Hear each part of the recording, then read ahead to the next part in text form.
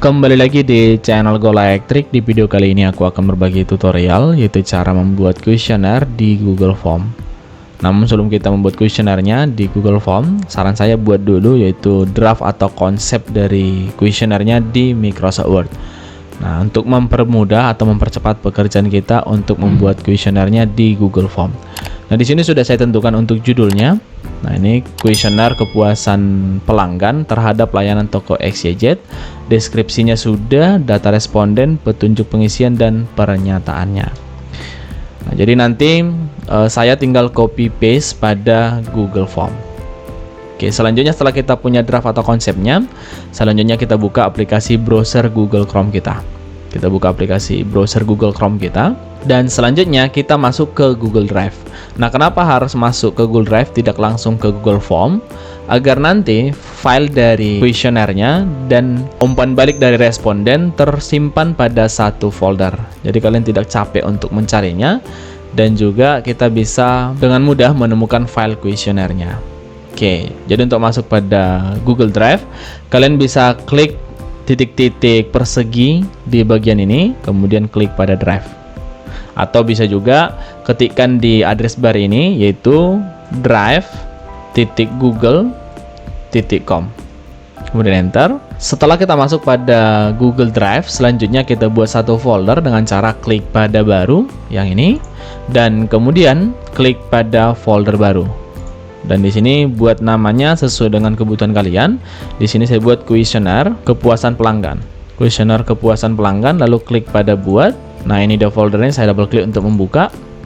Dan kemudian kita klik lagi baru, dan selanjutnya klik pada Google Formulir.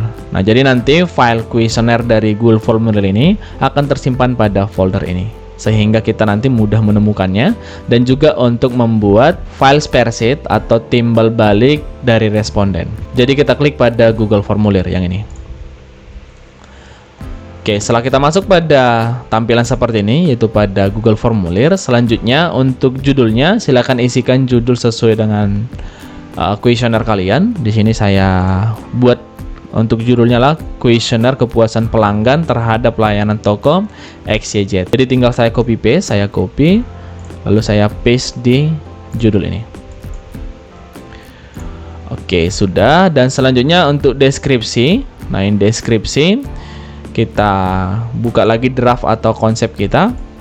Nah, ini dia deskripsinya, saya copy kemudian saya paste di sini. Setelah kita membuat judul dan deskripsi dari kuesionernya, selanjutnya kita masuk ke data responden. Nah, coba kita lihat draft atau konsep yang kita buat. Nah, untuk data responden yang pertama nama, jenis kelamin, usia, frekuensi belanja. Jadi di tahap ini data respondennya sesuaikan dengan kebutuhan kalian atau kebutuhan dari kuesioner kalian. Jadi sekarang untuk data responden sudah bisa kita copy. Untuk pertanyaan pertama ini kita copy, kemudian kita klik pada pertanyaan tanpa judul ini, kita klik dan kita paste di sini untuk pertanyaannya, yaitu nama. Lalu untuk pilihan jawabannya, nah di bagian ini kita pilih yaitu jawaban singkat. Lalu untuk opsi jawabannya, di sini kita aktifkan wajib diisi apabila nama harus diisi. Dan kemudian kita tambahkan pertanyaannya ke bawah, tambahkan lagi. Lalu pertanyaan kedua adalah jenis kelamin.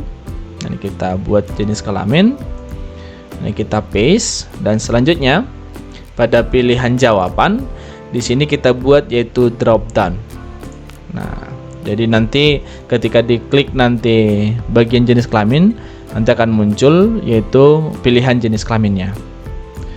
Nah, oke, di sini pilihannya ada dua, laki-laki dan perempuan.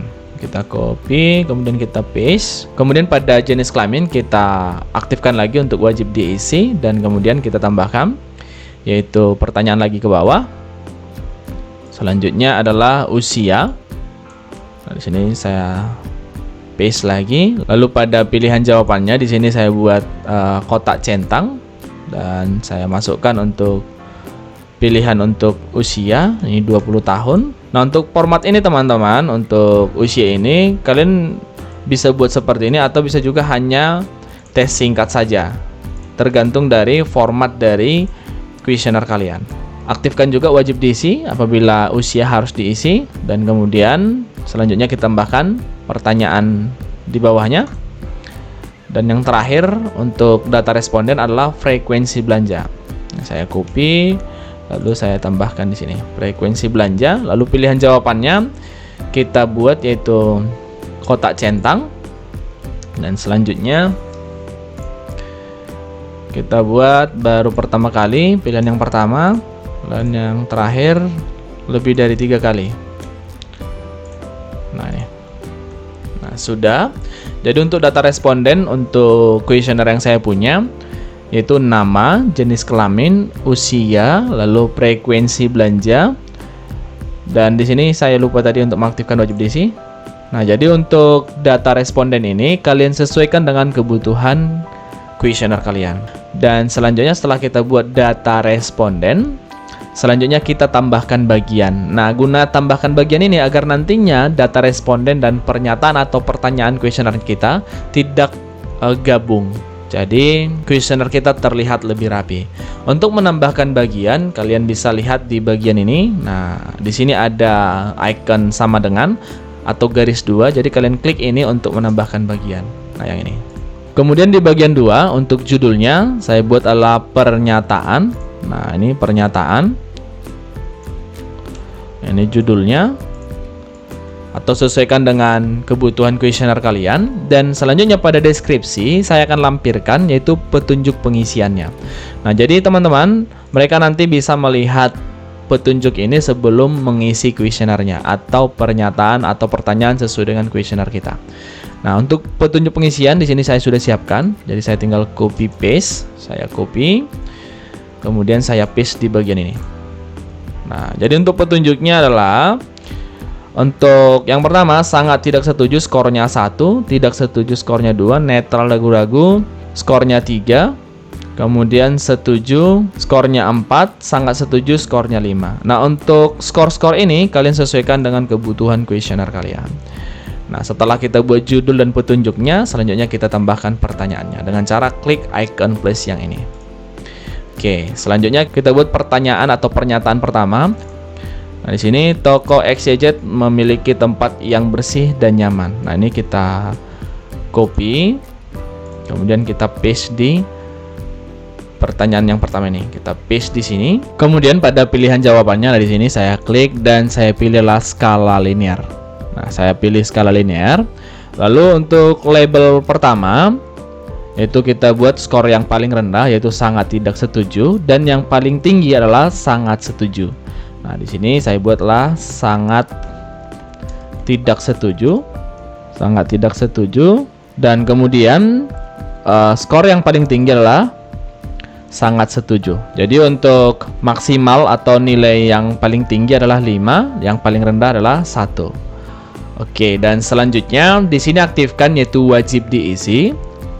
Dan kemudian karena format pernyataan atau pertanyaan sampai ke pertanyaan berikutnya sama, maka di sini saya duplikat agar mempercepat proses kita membuat kuesionernya.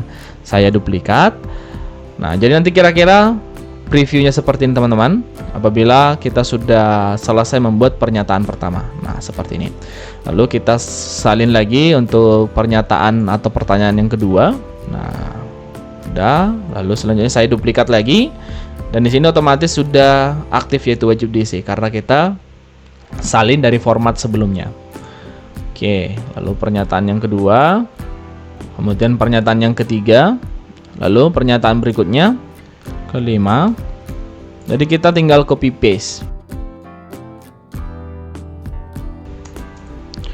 Oke, di sini sudah ada 10 pernyataan, dan selanjutnya saya akan tambahkan lagi yaitu 1 pertanyaan karena ini merupakan saran dan masukan. Jadi kalian bisa memasukkan lagi saran dan masukan atau tergantung dari kuesioner kalian. Jadi saya tambahkan 1 pertanyaan lagi, saran dan masukan.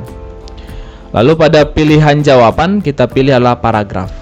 Oke, dan di sini kalian boleh aktifkan wajib diisi atau tidak, tergantung dari kuesioner kalian. Dan di sini juga saya buatlah wajib diisi.